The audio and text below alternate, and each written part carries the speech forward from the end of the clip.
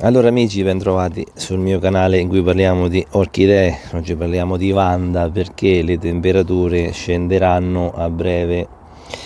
Questa è la mia solita Vanda e questa è la sua gemella dello stesso colore. Allora, questa fioritura ce l'abbiamo oramai da un paio di mesi, è speciale.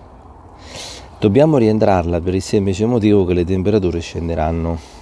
Allora, siamo a metà novembre e sono state fuori da marzo. Questa aveva cominciato, come vi dicevo, ad avere problemi ascellari di fusarium, qualcosa del genere, e poi fuori ha ripreso. Questa stava messa veramente male, tipo manico della scopa, però ci ritroviamo dopo mesi che è fuori con un buon apparato radicale. Allora, le punte marroni indicano che la pianta, la crescita della radice è ridotta, quindi non dobbiamo dare tantissima acqua quando la metteremo dentro, quindi regolatevi sia per la luce che sia per la quantità di acqua, anche le temperature che avete in casa. Però intorno ai 15-18 gradi le possiamo tenere tranquillamente, date l'acqua poca.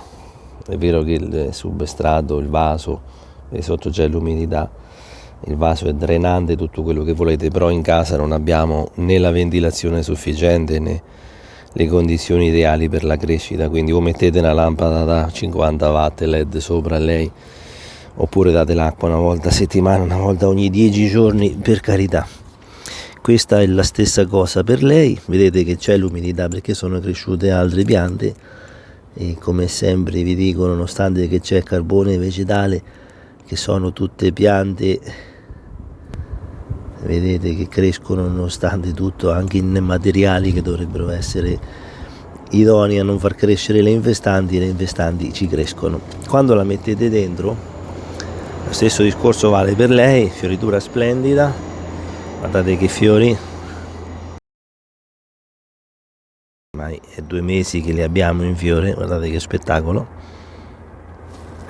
2 mesi, non accenna manco a scendere come intensità. Guardate che bella, ha preso il vento l'altro giorno, una settimana di vento abbastanza intenso, ma c'era il telo verde che la proteggeva, quindi grossi danni non gliene abbiamo fatti. La cosa importante è vedere la radice sotto, c'è l'umidità e verde. La stessa cosa, o mettete una lampada LED solo per lei.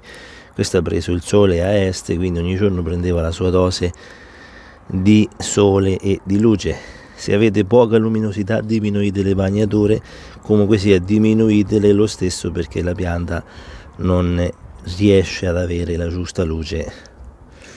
Anche se la mettete dentro non è detto che dovete dare per forza ogni giorno l'acqua, tenetela un po' a riposo, soprattutto se vedete che le punte non sono così verdi attive. Anche lei ha la punta delle radici marroni, questa si è attaccata sulla ringhiera, sul telo, quindi regolatevi quando le mettete dentro, perché ci tengo a non farvi perdere le vostre Vanda. Qui abbiamo dato l'acqua in estate tutti i giorni, l'abbiamo ridotta un giorno sì un giorno no quando siamo arrivati a ottobre-novembre, però ecco, dentro casa valgono sistemi diversi perché è diverso proprio il modo di coltivazione.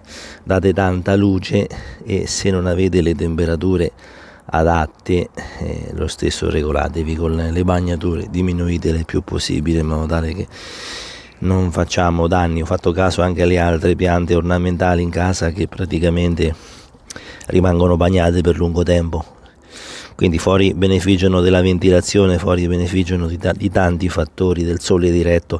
Quando c'è il sole diretto, se prendete il luxometro, questo arriva anche a 100.000 lux, quindi è tutto un modo diverso. Quindi in casa andate con i piedi di piombo, perché poi fino alla primavera prossima queste rimarranno 5 mesi o 4 mesi o 5 mesi chiuse in balia della fortuna o della nostra abilità.